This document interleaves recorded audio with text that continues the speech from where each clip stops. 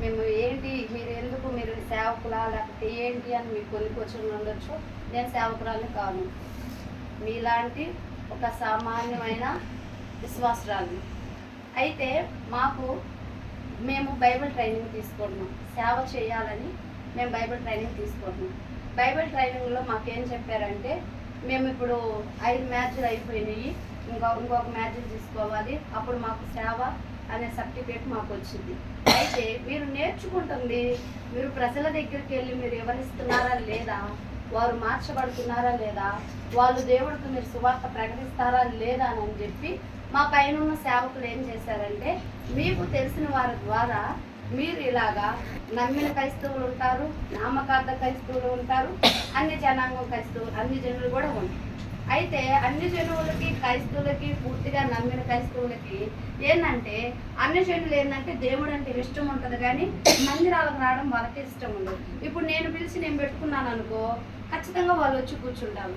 అట్లాంటి వాళ్ళు వచ్చి వాళ్ళు కార్యం వదులుకొని ఖచ్చితంగా వాళ్ళు మందిరానికి వెళ్తారు. మాకు ఇచ్చిన బైబిల్ ట్రైనింగ్లో ఇట్లా మా పైన ఉన్న సేవకులు మాకు ఈ బోధన చెప్పి పంపించారు. ఎందుకు మీకు వివరణ చెప్తున్నానంటే, తెలియాలి ఒక విశ్వాసి దేవుడి పనిలో ఇంతగా ఎలా వాడబడుతుందంటే మీకు ఒక మాదిరి కావాలి. ఏదైనా ఒక మాదిరి ఉంటే ఇంకో అవతలో నేర్చుకుంటారు. అలాగా మేము ఈ బైబిల్ ట్రైనింగ్లో తీసుకొని కొన్ని ఊర్లు ప్రాంతాలు తిరుగుతూ ఉండగా ఈ బిడ్డ మాకు తోడైంది. ఒకరోజే వచ్చింది, ఏదో దారిని పోతూ వచ్చింది. ఆ రోజు ఆ బిడ్డతో దేవుడు మాట్లాడారు. వాళ్ళ ఊరు తీసుకెళ్ళింది, వాళ్ళ ఊరు నుంచి వీళ్ళని పరిచయం చేసింది. వీళ్ళ కాడి నుంచి ఆ ఒంగోలు ప్రాంతంలో ఆ 9 బజార్లు మేము తిరిగాము. అక్కడి నుంచి అగ్గురారం పోయాము. చాలా ప్రాంతాలు దేవుడు మమ్మల్ని వాడుకుంటున్నాడు. దేవుడు సూత్రం. మరి ఈ బిడ్డ వచ్చి మాట్లాడితే 3 వారాల్లోనే మాకు అమ్మాయి ఇంత లోతుగా ఇంత ఆత్మీయంగా మాతో కలిసిపోయింది. పరిచర్యకి అమ్మాయి సహకరించడానికి, అక్క మా ఊరు కూడా పోవాలి, మా ఊరు ప్రజల్లో కూడా వెళ్ళాలి, అక్కడ కూడా దేవుడు సువార్త మనం ప్రకటించాలక్క, ఖచ్చితంగా మనం వెళ్దాం అక్క అన్నప్పుడు, నువ్వు ఎప్పుడంటే అప్పుడేనమ్మా, మేము ఆ పనిలో ఉన్నామని చెప్పి ఈరోజు ఈ ఊరు రావడానికి దేవుడు మహాకృప చూపించాడు. అందుని బట్టి దేవునికి నేను మీ అందరికంటే ఏ యోగ్యత లేనిదని, నాలో అయితే ఏమి లేదు, కానీ నా తండ్రిలో సమస్తం ఉంది. దేవుని నామానికి మహిమ కలుగును. అందు నిమిత్తమే ఇలా ఇంటికి వచ్చి వాళ్ళ కుటుంబాల కొరకు ప్రత్యేకంగా పరిశుద్ధాత్మ దేవుని మేము అడిగి ఏమి మాట్లాడాలి, ఏమి బలపరచాలి, వాళ్ళు ఏమి స్థిరపరచాలి ప్రభువా అని వారిని ప్రార్థనాపూర్వకంగా మేము ప్రార్థనలో కూర్చొని మా సేవకుల ద్వారా మేము అభిషేకింపుకోబడుకొని వాళ్ళ ద్వారా మేము ప్రార్థన చేయించుకొని మేము ఇన్ని ప్రాంతాలు ఇన్ని చోట్లకు రావడానికి దేవుడు మహాకృప చూపిస్తున్నాడు. దేవునికి మహిమ కలుగును గాక. వచ్చి ఆ బిడ్డ కుటుంబంలో అద్భుతం జరిగిందనుకో, నెక్స్ట్ మీరు మా ఇంట్లో కార్యాలు పొందుకోవడానికి దేవుడు కార్యాలు 99% దేవుడు చేసి పెట్టున్నాడు. 1% క్రైస్తవులు ఆహ్వానించలేకపోతున్నారు. ఏంటి ఆ ఆహ్వానించలేనిది ఏంటంటే, విశ్వాసం అనే ఆయుధాన్ని మనం ఏం చేయలేకపోతున్నాం, అప్లై చేయలేకపోతున్నామని దేవుడు వాటిని సెలవిస్తుంది. ఎందుకు చేయట్లేదక్క, మేము ప్రార్థిస్తున్నాం, విశ్వసిస్తున్నాం, ఎన్నాళ్ళ నుంచో చేస్తున్నాం, నువ్వు చేస్తున్నావు, కార్యము నీ దగ్గరకు వచ్చి అద్భుతం చేయబోయినప్పుడు మౌనం అయిపోతుంది. 99 సార్లు దేవుడు చేస్తున్నాడు, ఆ ఒక్కసారి మనల్ని ఏమంటున్నాడంటే, ఆ ఒక్క దాంట్లో నువ్వు విశ్వసించు అని దేవుడు సెలవిస్తున్నాడు. ఎందుకు ఈరోజు మన కుటుంబాల్లో కార్యాలు జరగట్లేదు, విడుదల జరగట్లేదు, కుటుంబాలు కట్టబడట్లేదు, పిల్లల మాట వినబడట్లేదు, భర్తలు లోబడట్లేదు, కుటుంబాలు ఎందుకు చెదిరిపోతున్నాయి అంటే, మన విశ్వాసం మనని ధైర్యం పుట్టించట్లా. దేవుడే వాక్యం ఏమంటుందంటే, నీ విశ్వాసము నీకు ధైర్యం పుట్టించదా, నీ దేవుడు నీతో ఉన్నాడని నీకు తెలియదా, నీ దేవుడు బాగు చేస్తాడని నీకు తెలియదా, నీ దేవుడు స్వస్థపరుస్తాడని నీకు తెలియదా. వాళ్ళకి చేస్తారక్క, వీళ్ళకి చేస్తారక్క, మాకేం చేస్తారక్క, నువ్వంటే ఊరు తిరుగుతున్నావు, నీకు చేస్తాడక్క, మాకెందుకు చేస్తాడని. నేను మీలాంటి విశ్వాసనే, నాకు చేసిన దేవుడు మీకు చేయడా. అందరి మీద ఆయన ఒకే ప్రేమ చూపిస్తున్నాడు, అందరినీ శాశ్వత ప్రేమతో ఆయన పిలుచుకుంటున్నాడు. వాక్య భాగంలోకి వెళ్ళి మనం చెప్పుకుందాము. ఒక వ్యక్తి తన మనోనేత్రాలు వెలిగించబడిన తర్వాత అద్భుతాలు ఏంటియో ఈరోజు వాక్య భాగంలో నుంచి మనం తెలుసుకుందాము. లోకాసు వార్త 8వ అధ్యాయము 28వ వచనం. లోకాసు వార్త 8వ అధ్యాయము 28వ వచనం. చదువు. వాడు యేసును చూసి కేకలు వేసి ఆయన ఎదుట సాగిలపడి యేసు సర్వోన్నతుడైన దేవుని కుమారుడా నాతో నీకేమి నన్ను బాధపరచుకుమని నిన్ను వేడుకొనుచున్నాను అని కేకలు వేసి చెప్పెను. ఏలనగా ఆయన ఆ మనిషిని విడిచి వెలుపలికి రమ్మని ఆ అపవిత్రాత్మకు ఆజ్ఞాపించును. అది అనేక పర్యాయములు వాని పట్టుచు వచ్చును. గనుక వానిని గొలుసులతోను కాళ్ళ సంఖ్యలతోను కట్టి కావలి యందు ఉంచిరి. గాని వాడి బంధకములు తెంపగా దెయ్యములు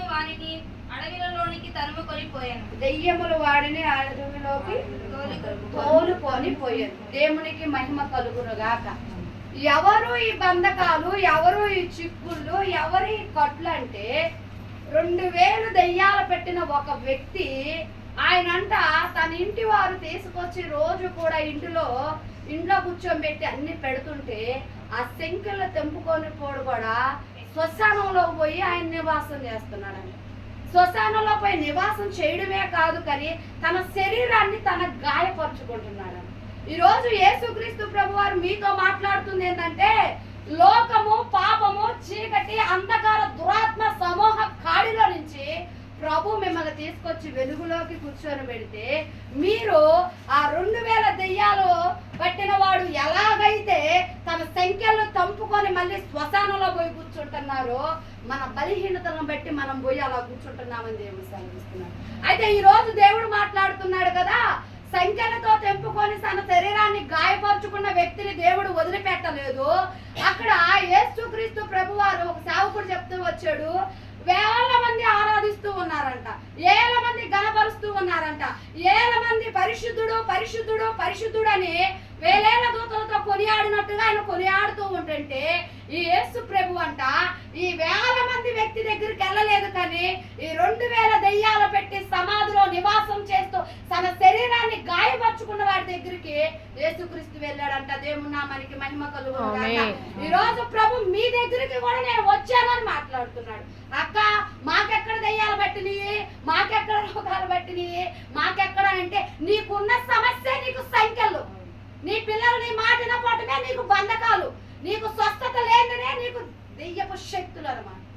కొంతమందికి రోగాలు ఇక్కడ ఉన్నప్పుడు వాళ్ళకి ఎలా ఉంటాయి అంటే చాలా రోగంగా ఉంటుంది, హాస్పిటల్కి పోయి చూపించుకుంటే ఏమీ ఉండదు. ఎందుకంటే అది ఒక దురాత్మ మిమ్మల్ని బట్టి పీడిస్తుంది, ఒక వేదన మీ శరీరాన్ని గాయపరుస్తుంది.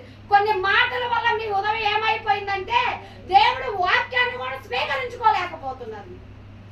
దేవుడు ఈ రోజు మీతో మాట్లాడుతున్నాడు, మీ సంఖ్యలు తెగగొట్టడానికే నేను వచ్చాను, దురాత్మ సమూహ కాడులు విరగొట్టడానికే నేను వచ్చాను, మీ కుటుంబాలు కట్టడానికే నేను వచ్చాను.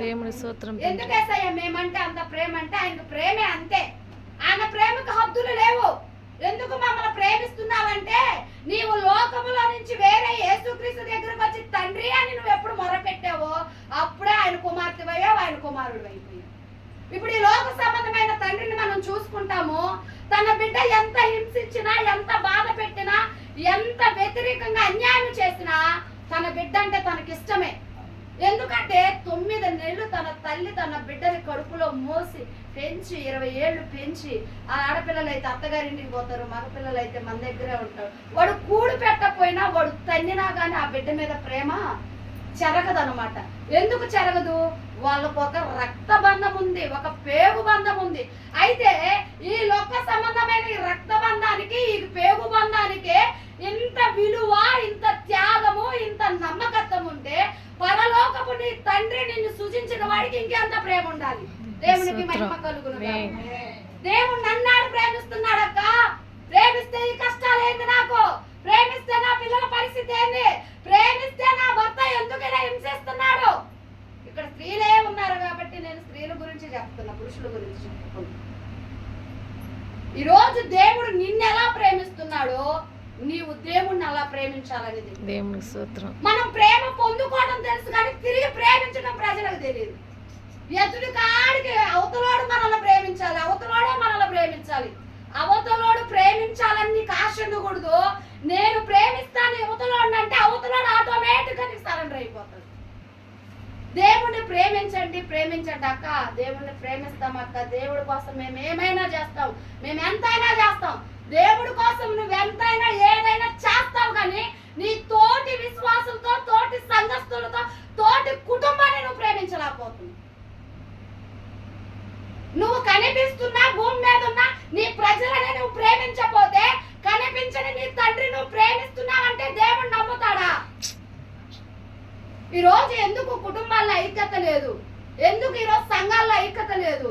ఎందుకు పిల్లల జీవితంలో ఐక్యత లేదు? ఎందుకు అన్నదమ్ముల్లో ఐక్యత లేదు?